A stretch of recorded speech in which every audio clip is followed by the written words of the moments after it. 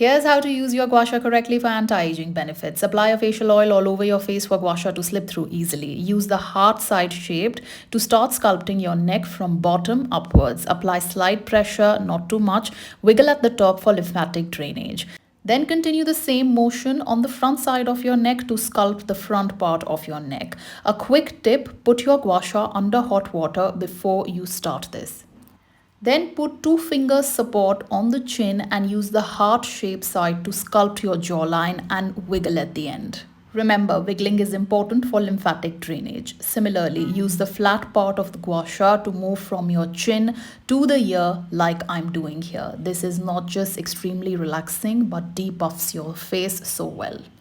Now I'm using the flat side of the gua sha to again depuff my face, specifically my jawline area because it does get really puffy. So I'm starting from my nose and moving upwards towards my ear.